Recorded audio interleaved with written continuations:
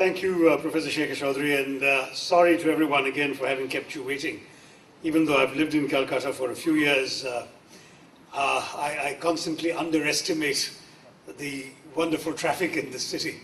And we had a function in Salt Lake from which we are coming, and it took a good deal longer than we had hoped or planned. So my apologies. I'm glad to see you all here patiently, and I'll try and I hope make the wait worthwhile. But I do want to thank Professor Shekhar Chaudhary for his very elaborate introduction. It was apparent to me within a couple of sentences that he or somebody on his staff had done that terrible thing. They had looked me up on the internet. This is one of the great dangers when you come to a place like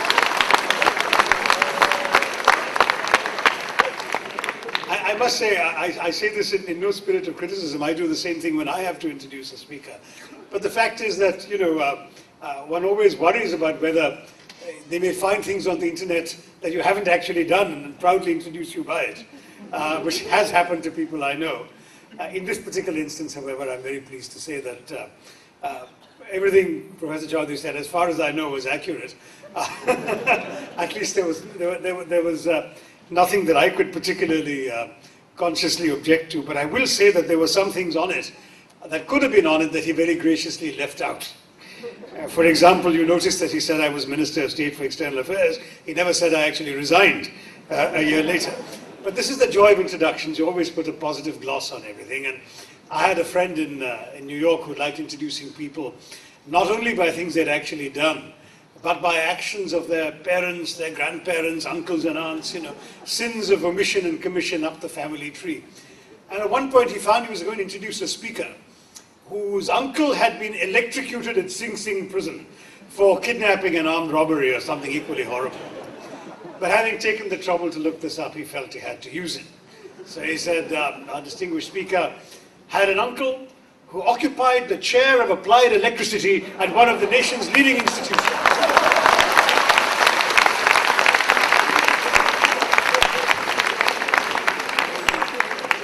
It's just by way of saying that these kind introductions should be taken with a generous pinch of salt. But thank you nonetheless, and it does give me a lot of pleasure to be with you all this afternoon. The topic that was suggested was who is an Indian, and I must say that one thinks back inevitably to midnight on August 15th, 1947, when our country in its present form was born, independent India, as Prime Minister Jawaharlal Nehru proclaimed in words that so many of you must have learned at school, certainly I did, a tryst with destiny, a moment which comes but rarely in history, when we pass from the old to the new, when an age ends and when the soul of a nation, long suppressed, finds utterance, unquote. Great lines, and these are the words with which he launched India on a remarkable experiment in governance. In some ways remarkable because it was happening at all. India, Winston Churchill had once barked, is merely a geographical expression. It is no more a single country than the equator. Well, Churchill was rarely right about India. But it is true that no other country in the world embraces the extraordinary mixture of ethnic groups, the profusion of mutually incomprehensible languages, the varieties of topography and climate, the diversity of religious and cultural practices, and the range of levels of economic development that India does. And yet India is more than the sum of its contradictions. Just thinking about our country, about who is an Indian, makes clear the immensity of the challenge of defining what it means to be an Indian. How can one approach this land of snow peaks and tropical jungles with 23 major languages and 22,000 distinct dialects, including some spoken by more people than speak Danish or Norwegian, but which are still not listed in the official schedule of the Constitution, inhabited in the second decade of the 21st century by 1.2 billion individuals, if our census got it right, of every ethnic extraction known to humanity? How does one come to terms with a country whose population is nearly 40% illiterate, but which has educated the world's second largest pool of trained scientists and engineers?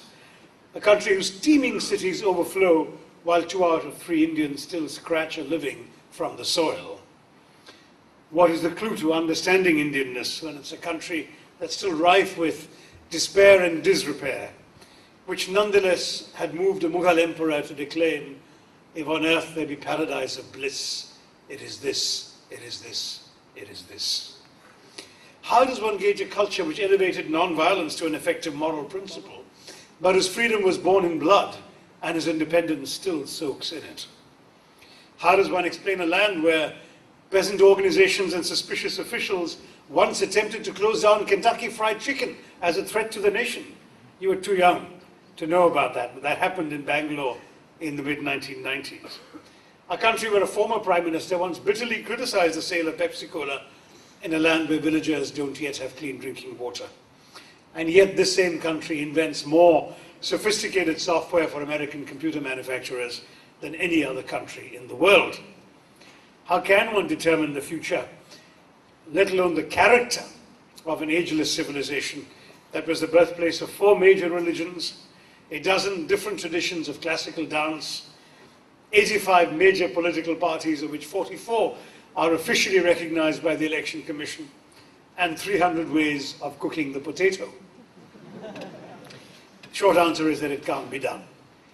At least not to everyone's satisfaction. Any truism about India can be immediately contradicted by another truism about India. It is often jokingly said that anything you can say about India, the opposite is also true. Our country's national motto, emblazoned on our governmental crest, is Satyameva Jayate, truth alone triumphs. The question remains, however, whose truth?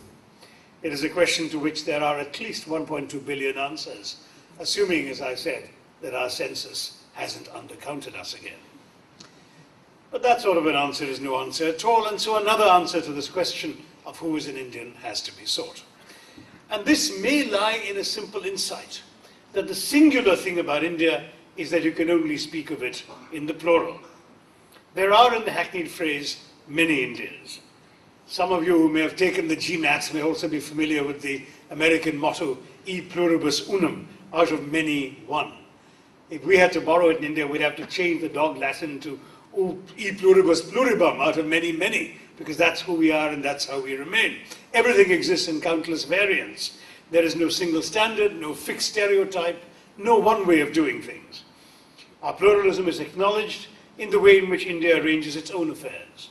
All groups, all faiths, tastes, ideologies survive and contend for their place in the sun.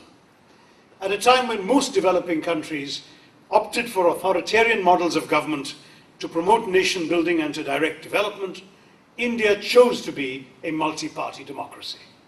And despite many stresses and strains, including 22 months of autocratic rule when Mrs. Indira Gandhi declared an emergency in 1975, despite all of that, a multi-party democracy, freewheeling, rumbustious, corrupt and inefficient perhaps, but nonetheless flourishing, India has remained. Now, one result, of course, is that India strikes many as maddening, chaotic, inefficient, and seemingly unpurposeful as we muddle our way through the second decade of the 21st century. Another, though, is that India is not just a country. It's an adventure, one in which all avenues are open and where everything is possible. India, wrote the British historian E.P. Thompson, is perhaps the most important country for the future of the world. All the convergent influences of the world, Thompson wrote, run through this society. There is not a thought that is being taught in the West or the East that is not active in some Indian mind. Now, I'm glad a Brit said that and not an Indian. But the fact is that Indian mind has been shaped by remarkably diverse forces. Ancient Hindu tradition, myth and scripture, the impact of Islam and Christianity, and 2 centuries of British colonial rule. The result is unique. Many observers have been astonished by India's survival as a pluralist state. But India could hardly have survived as anything else. Pluralism is a reality that emerges from the very nature of our country. It's a choice made inevitable by India's geography and reaffirmed by its history. And that leads to the answer of the question, who is an Indian? Because India's is a civilization that over millennia has offered refuge and, more important, religious and cultural freedom to Jews, to Parsis, several varieties of Christians, and of course to Muslims. Jews came to my home state of Kerala centuries before Christ. with the destruction by the Babylonians of their first temple. And what is striking, they were the only Jewish diaspora in the world that knew not a single instance of anti-Semitism. There was no persecution of the Jews on Indian soil until the Portuguese arrived in the 16th century and inflicted it. Christianity also arrived on Indian soil in Kerala with St. Thomas the Apostle, doubting Thomas of the Bible, who came to the coast of India sometime around 52 AD, and it is said was welcomed on shore by a flute-playing Jewish girl. He made many converts, and so I can tell European or American audiences today that there are Indians in my home state whose ancestors were Christian long before any European had ever discovered Christianity. What about the Parsis? One of my favorite stories of Indian assimilation is not to India's credit particularly, but to the Parsis when they showed up off the coast of Gujarat in a large ship. The tale is told that the local Gujarati king felt that he had more than enough people to deal with. So he sent an envoy to tell them to buzz off. But of course, they had no language in common. So to explain what the problem was, the envoy summoned a glass of water and dropped a stone in it, and of course the water overflowed from the tumbler to show there's no room for you. You see, you'll be full up. But the Parsi captain had a better idea. He stopped the envoy, summoned a tumbler of milk, and carefully stirred a spoonful of sugar into the milk. The milk did not spill, it was sweetened, and that, he said, would be what the Parsis would do if they were embraced in India. It's a wonderful story, but our country is full of these stories. It's the mixture of civilizations. Islam, I know in North India, came initially through the sword. In the south, it came through travelers. It came peacefully. In fact, in parts of Kerala, there's an area called Kozhikode, Calicut, where the Zamorin, the local ruler, was so impressed by the seafaring skills of the Muslim community, the Kunyali Marikars, as they were called, that he actually decreed that every fisherman's family in his domain would bring up one son as a Muslim to man his navy, because he felt only Muslims knew how to sail. So he had an all-Muslim navy, and he was a Hindu king. See, this is India. And this heritage of diversity means that in the Kolkata neighborhood where I grew up in my high school years, an hour and a half's traffic away from here, the wail of the muezzin calling the Islamic faithful to prayer used to routinely blend with the chant of the mantras and the tinkling of bells at the local Shiva temple, accompanied just down the road by the Sikh Gurdwara reading verses through their loudspeaker from the Guru Granth Sahib, and just around the corner was St. Paul's Cathedral. That is Calcutta, and that is India.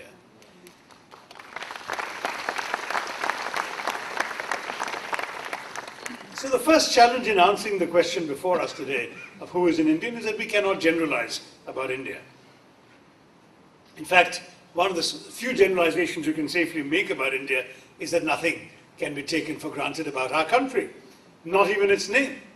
For the name India comes from the river Indus, which flows in Pakistan.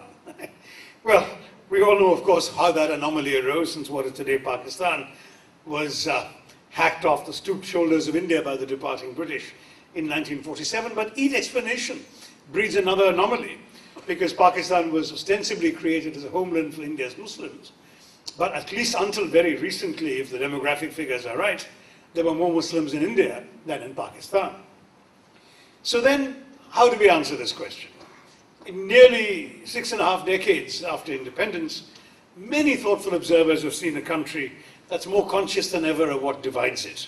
Religion, region, caste, language, ethnicity. What makes India then a nation? To answer that, I'd like to take an Italian example. Not that Italian example. Amidst the popular ferment that created an Italian nation out of a mosaic of principalities and statelets in the late 19th century, one Italian nationalist, Massimo Tapparelli d'Azeglio, for the more pedantic amongst you, memorably wrote, "We have created Italy. Now all we need to do is to create Italians." Now, oddly enough, no Indian nationalists succumbed to the temptation to express the same thought. No one said, we've created India, now we need to create Indians. Because for people like Nehru and the other nationalist leaders, They believed in the existence of India and Indians for millennia before their nationalist struggle had given contemporary political expression to this identity. Nehru would never have spoken of creating India or Indians, merely of being the agent for the reassertion of what had always existed but had been long suppressed. Nonetheless, the India that was born in 1947 was, in a very real sense, a new creation. A state that had made fellow citizens out of the Ladakhi and the Laccadivian for the first time, that divided Punjabi from Punjabi for the first time, that asked the Keralite peasant to feel allegiance to a Kashmiri Pandit ruling in Delhi, also for the first time. So Nehru would not have written of the challenge of creating Indians, but creating Indians was what, in fact, the nationalist movement did. Now let's illustrate what this means with a simple story. When we celebrated the 49th anniversary of our independence from British rule in 1996, our then Prime Minister was H.D. Deve Gowda, as you all know, from the state of Karnataka, and he stood at the ramparts of the Lal Killa, the Red Fort in Delhi, and delivered the traditional Independence Day address to the nation in Hindi, which all of us tend to call, though the Constitution doesn't have this expression, India's national language. 8 other Prime Ministers had done the same thing 48 times before him. But what was unusual this time was that Deve Gowda spoke to the nation in a language of which he did not know a word. Tradition and politics demanded a speech in Hindi. So he gave one, but the words had been written out for him in his native Kannada script, in which, of course, they made no sense. Now, such an episode is almost inconceivable anywhere else in the world, but it represents the best of the oddities that helped make India, India. Only in India can we imagine a country being ruled by a man who doesn't understand its so-called national language. Only in India, for that matter, is there a national language which half the population cannot understand. But only in India could this particular solution have been found to enable the Prime Minister to address his people. You know, one of our finest playback singers, at least in Hindi cinema in the 1980s, in Malayalam cinema almost forever, K.J. Yesudas, actually sang his way to the top of the Bollywood film charts in the 1980s in a number of Hindi songs. And I actually caught a glimpse of his songbook. He had written out the lyrics in the Malayalam script to sing. Now you can accept that from a playback singer, but to see this practice being elevated to the Prime Ministerial address on Independence Day is an astonishing affirmation of Indian pluralism. For you see, we are all minorities in India. A typical Indian stepping off a train, let's say a Hindi-speaking Hindu male from Uttar Pradesh, right? Might cherish the illusion that he represents the majority community, to use an expression much favored by the less industrious of our journalists. But he does not. Yes, as a Hindu, he belongs to the faith adhered to by some 81% of the population, but a majority of the country, or a bare majority, manages to speak Hindi. But a majority, in any case, does not hail from Uttar Pradesh, even if it sometimes feels like that when you go there. And if he were visiting, say, Kerala, he would discover that a majority there is not even male. Worse, this archetypal UP Hindu has only got to mix with the multilingual, multicolored crowds thronging the railway station, and I'm referring to the color of their skins, not the color of their clothes, to realize how much of a minority he really is. Even his Hinduism is no guarantee of majorityhood, because his caste automatically places him in a minority as well. If he's a Brahmin, well, 90% of his fellow Indians are not. If he's a Yadav, a backward class, or whatever, an OBC, well, 85% of Indians are not Yadavs, and so on. I mean, you can slice it any way you like. Or take language. The Constitution of India, as you know, now recognizes 23 today. And you take out your rupee note, and you find how many scripts on it, 14 or 15 scripts on the note. There are, in fact, 35 Indian languages that are spoken by more than 1 million people each. And these are languages, okay, with their own scripts, grammatical structures, and cultural assumptions. And then, as I said, if you count dialects, you get to the 22,000 or something. Each of the native speakers of each of these languages is in a linguistic minority, for none truly enjoys majority status in India. Thanks in part to the popularity of Bollywood, yes, Hindi is, I guess, understood, if not always well spoken, by about half the population of India. but it's in no sense the language of the majority because its locutions, its gender rules, its script are unfamiliar to most Indians in the South or the Northeast. Then take ethnicity. Ethnicity further complicates the notion of a majority community. Most of the time, an Indian's name immediately reveals where he's from, what his mother tongue is. When we introduce ourselves, we are advertising our origins. Despite some intermarriage at the elite levels in our cities, Indians still largely remain endogamous. I think the statistic is something like 95% of Indian marriages are still within the same ethnic group, are endogamous marriages. So a Bengali, as a result, is pretty easily distinguished from a Punjabi. And the difference this reflects is often more apparent than the elements of commonality.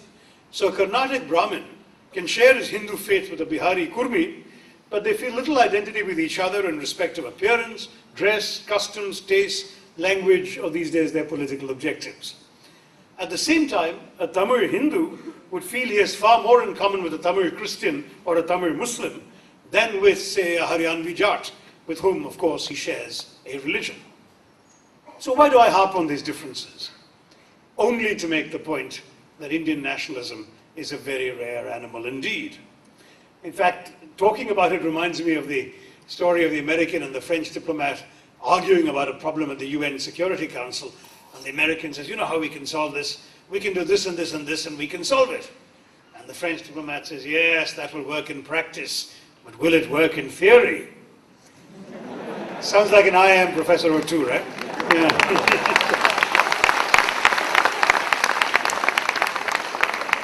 The fact is that Indian nationalism has worked in practice, 64 years and counting. But it doesn't actually stand up in theory, because in any of the classic theories of what makes a nation, ours is not based on language. As I said, we have at least 23 or 35, depending on whether you follow the constitution or the ethno-linguists. It's not based on geography, because the natural geography of the subcontinent, framed by the mountains and the sea, was hacked by the partition of 47. It's not based on ethnicity, because the Indian accommodates such a diversity of ethnic types or racial types, but also because Indians have ethnically more in common with certain foreigners than with other Indians. For example, Indian Punjabis and Bengalis are ethnically kin to and have more in common with Pakistanis and Bangladeshis than they have with Punawalas and Bangaloreans, respectively. And, of course, it's not based on religion, because we are home to every faith known to mankind, with the possible exception of Shintoism, though even that allegedly has some Vedic elements. And Hinduism, which is a faith without a national organization, no established church or ecclesiastical hierarchy, no Hindu pope, no specific Hindu Mecca, no single holy book, no uniform beliefs or modes of worship, actually epitomizes our diversity, exemplifies our common cultural heritage in ways that make it quite unique, but which certainly doesn't explain Indian nationhood. So no, Indian nationalism is the nationalism of an idea. The idea of an ever land, emerging from an ancient civilization, united by a shared history, and sustained by pluralist democracy. This land, this idea, it was actually Tagore's phrase that Amartya Sen subsequently recycled. It's got new currency now, the idea of India, imposes no new or narrow conformities on its citizens.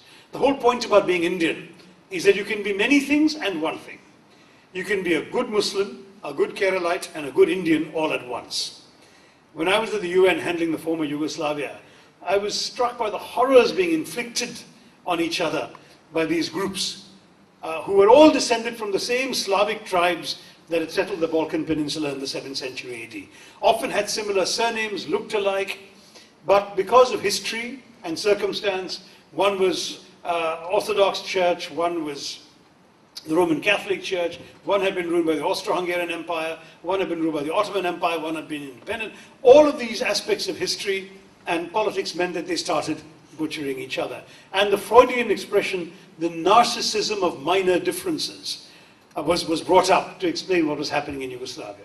Well, in India, we don't have the narcissism of minor differences. We have the commonality of major differences.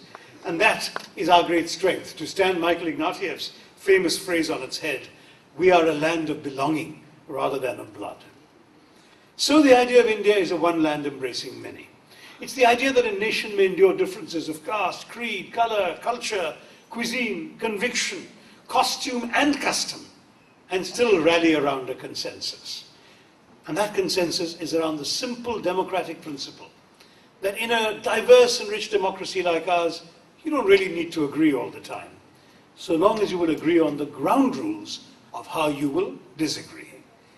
The reason that India has survived all the stresses and strains that have beset it for 65 years, and that led so many to predict even our country's disintegration, is that we maintain consensus on how to manage without consensus.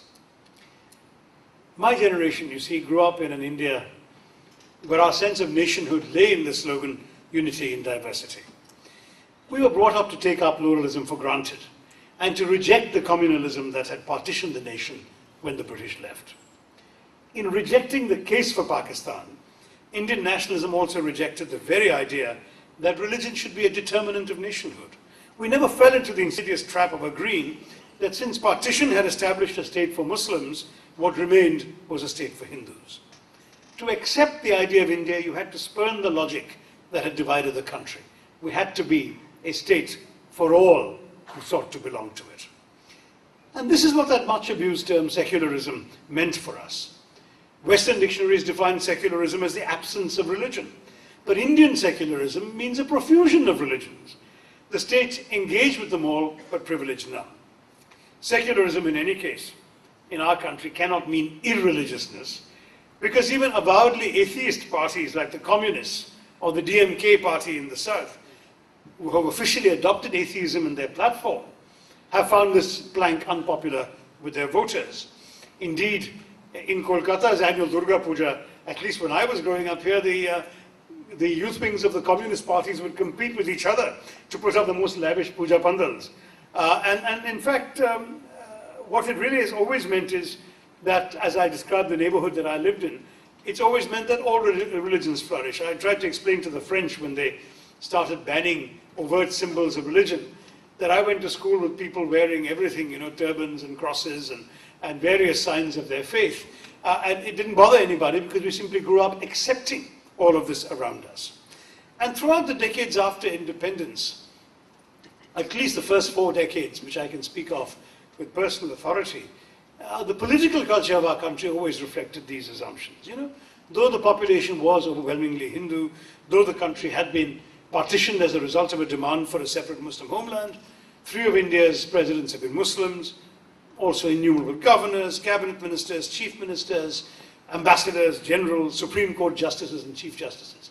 In fact, during the war with Pakistan in 1971, the Indian Air Force in the northern sector was commanded by a Muslim officer, Air Marshal, later Air Chief Marshal Latif.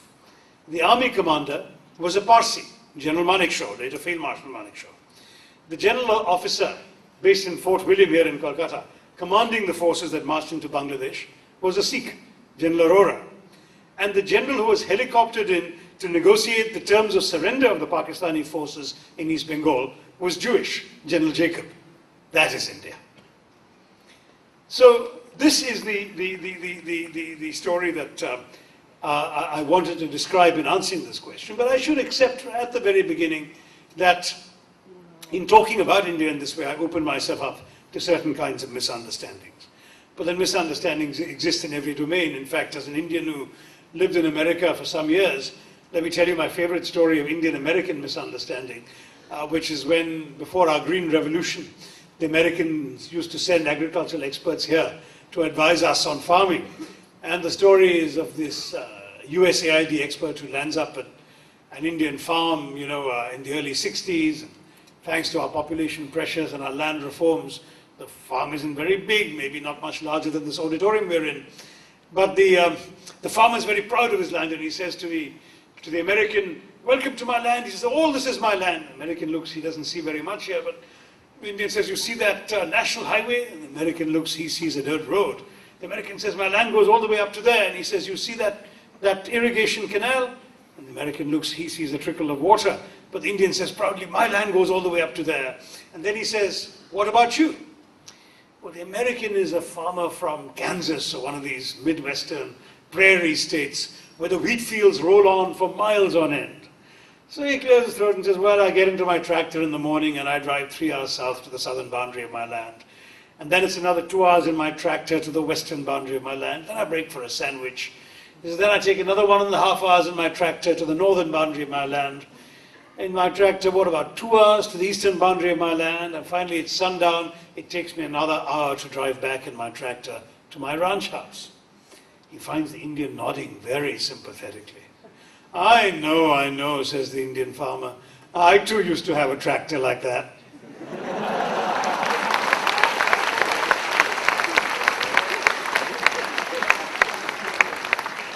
The point of that story, just to make, other than trying to make sure that you guys were still awake, can't really see you with the lights in my eyes, is to stress that, that what you understand always depends on what your assumptions are.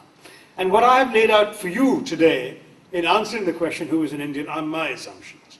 I have to accept that there are others who don't share those assumptions, and not all agree with this vision of India. There are those who wanted to become a Hindu Rashtra, a land often for the Hindu majority, and they've made some gains in the elections of the last 20 years. Secularism is established in our constitution, but they ask why India should not, like many other developing countries, find refuge in the assertion of its own religious identity.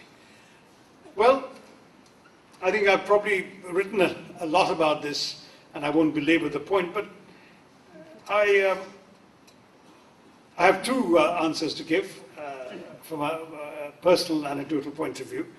My wife is sitting here. She's from Kashmir. She's somebody who's had to endure various experiences in her home state, including having her ancestral home burned down by Islamist terrorists. It has not created any rancor in her, any feeling against a particular community, others of that faith. We have friends from everywhere. And as a Kashmiri, she has married me, a Keralite, whose constituency, we can't say Kashmir to Kanyakumari, because Kanyakumari was given away in 1956 to the state of Tamil Nadu, but we can say Kashmir to Kovalam, and we have that in our background.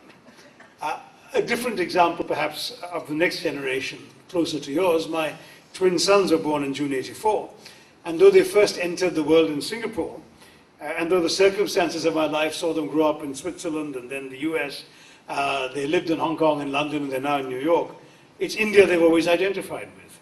You ask them what they are, and that's what they'll tell you. They're Indian. They're not Hindu, they're not Malayali, they're not Nayar, they're not Calcuttan, though they could lay claim to all those labels too. Their mother is half Bengali, half Kashmiri, which gives them further permutative possibilities. But they desire none. They are just Indian. Now, we all know that in recent years, they and all of us have seen an India in which that answer no longer seems enough. We've seen the violence of the Babri Masjid. We've seen what happened in Gujarat when perhaps 2,000 people were killed because of the mark on a forehead or the absence of a foreskin. This is not the kind of India that I would like you young people to grow up to and inherit. And I say this as someone who considers himself very much a believing Hindu. To me, the pluralist traditions of India have been made possible by the fact that the overwhelming majority of Indians are Hindus. It's very odd to read of Hindu fundamentalism because Hinduism is a religion without fundamentals. There is no organized church, as I said, no compulsory beliefs or rites of worship.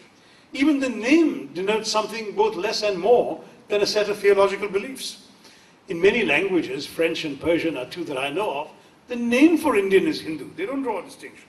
Originally, Hindu simply meant the people beyond the river Sindhu or Indus. But the Indus, of course, is now in Islamic Pakistan.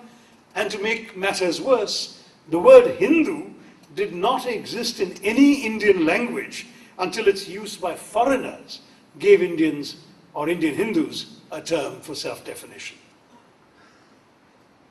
So Hinduism is the name others apply to the indigenous religion of India, which many simply prefer to call Sanatan Dharma. It embraces an eclectic range of doctrines and practices, from pantheism to agnosticism, and from faith in reincarnation to belief in the caste system. But none of these constitutes an obligatory credo for a Hindu. There are none. We have no compulsory dogmas. I grew up in a Hindu household. Our home always had a prayer room. It still does. As a child, I remember paintings and portraits of assorted divinities would jostle for shelf space and wall space with fading photographs of departed ancestors, all stained by ash scattered by the agarbattis lit by my devout parents. Every morning after his bath, my father would stand in front of the prayer room, wrapped in his towel, his wet hair still uncombed, and chant his Sanskrit mantras. But he never obliged me to join him. He exemplified the Hindu idea that religion is an intensely personal matter, that prayer is between you and whatever image of your maker you choose to worship. In the Indian way, he wanted me to find my own truth. And I think I have. I am a believer, despite a brief period of schoolboy atheism, of the kind that comes with the discovery of rationality and goes with an acknowledgement of its limitations. And for me, it's not just a question of the faith into which I was born. There's a string of other reasons, though faith, of course, requires no reason. One is cultural. As a Hindu, I belong to a faith that expresses the ancient genius of my own people. In some ways, it's also the question of the intellectual fit, because I'm more comfortable with the belief structures of Hinduism than I would be with those of the other faiths of which I know, and there's no judgment implied. It's simply that as a Hindu, I claim adherence to a religion which has so few compulsions to impose upon its people, a religion that doesn't even oblige me to demonstrate my faith by any visible sign, by any compulsory rituals, by subsuming my identity in any collectivity, not even by a specific day or time or frequency of worship. In other words, a faith that is free of the restrictive dogmas of Holy Writ, that refuses to be shackled to the limitations of any single holy book.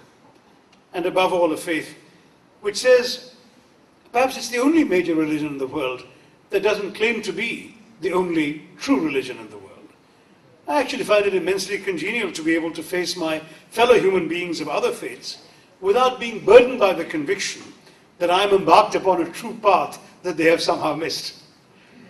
Hinduism asserts that all ways of belief are equally valid, and Hindus readily venerate the saints and the sacred objects of other faiths.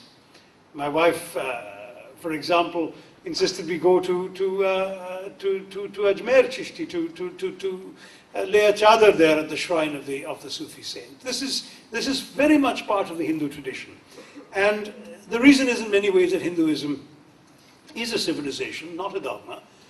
There is no such thing as a Hindu heresy. So how can people, in the name of this faith, how can this faith be argued as representing a set of fundamentals that excludes others? This is a faith that embraces everyone. And in the name of this faith, to try and promote a narrower version of Indian identity is, to me, completely unforgivable. The pluralism of Indianness is also present in the pluralism of Hinduism. And therefore, any argument that suggests that an Indian identity can only be anchored in the Hindu faith is actually a betrayal of Hinduism itself, as I understand it, and as I see so many Hindus around me, from my father to my wife, and to the friends I have around me, the way in which they practice this faith. Basically, the Hinduism that I know understands that faith is a matter of hearts and minds, not of bricks and stone. Build Ram in your heart, the Hindu is enjoined, and if Ram is in your heart, it will little matter where else he is or is not. So the politics of deprivation has eroded our culture's confidence, because Hindu chauvinism has emerged from the competition for resources in a contentious democracy. Politicians of all faiths across India have sought to mobilize voters by appealing to narrower and narrower identities. By seeking votes in the name of religion, of caste, of region, they have urged voters to define themselves on these lines. And as religion and caste and region and language have become the important thing in public discourse, it becomes more important to be a Muslim, a Bodo, a Tamil, a Yadav, than to be simply an Indian. That is what we must change. So for me, there is no such thing as a particularly authentic Indian. We are all authentic Indians. To my mind, if we keep trying to assault other people in the name of some pure identity, we are simply ensuring that we are spawning new hostages to history, ensuring that future generations will be taught new wrongs to set right. We live, Octavio Paz once wrote, between oblivion and memory. Memory and oblivion, how one leads to the other and back again, has been the concern of much of my writing, particularly in my fiction. As I pointed out in the last words of my novel Riot, history is not a web woven with innocent hands. So let us not get to the notion that we can reduce non-Hindus, for example, to second-class status in their own homeland. That would be a different kind of partition, a second partition. Far worse than the partition in the Indian soil, it would be a partition of the Indian soul. For me, the only possible idea of India is of a nation greater than the sum of its parts. That is the only India that will allow each of us to call ourselves Indian. And so the Indian identity that I want to celebrate today when I answer the question of who is an Indian is an identity that celebrates diversity. I used to tell American audiences, you guys might be a melting pot. We're not. You know, we don't melt all our identities together into one as they do in America. We are, in fact, a thali, because we're a collection of different dishes on one stainless steel plate. Each dish tastes different. Because it's in a different bowl, it doesn't flow into the next, but it belongs together on that same one plate, and it combines on your palate to give you a satisfying repast. That is the India that answers the question.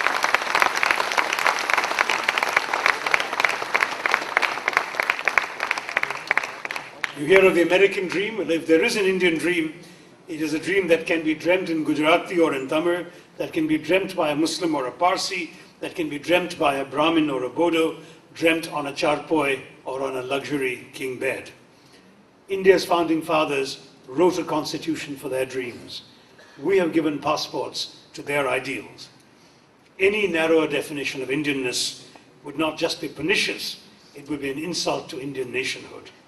An India that denies itself to some Indians would no longer be the India that Mahatma Gandhi fought to free. So that is my answer to the question of who is an Indian. But since I'm also a novelist, I can't resist the temptation to end with a story, but not one of my own stories. It's a story from our Puranas, the story of a sage and his disciples. It's a story of a typical Indian story where the sage asks his disciples, tell me, when does the night end? And the disciples say, well, of course, at dawn. The sage says, I know that. But when does the night end and the dawn begin? And the first disciple, who's from my part of India, hot and tropical Kerala, says, oh, I know. He says, it's when the first streaks of sunlight shine on the palm fronds of the coconut trees, swaying gently in the breeze above the paddy fields. That is when the night ends and the dawn begins. Sage says, no, my son. So he tells a second disciple who's from the cold north, and he says, I know, it's when the first shafts of sunlight glint off the snow and ice on top of the Himalayas, and you see the reflection of the sunlight off the snow and ice. That is when the night ends and the dawn begins. But the sage says, no, my son. It is when two travelers from the farthest ends of our land meet and embrace each other as brothers. And when they look up and they see that they sleep under the same sky and see the same stars, that is when the night ends and the dawn begins. We've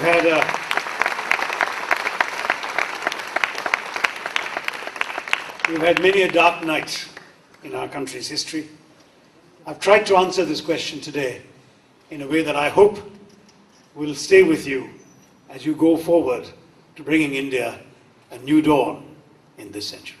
Thank you, and Jai Hind.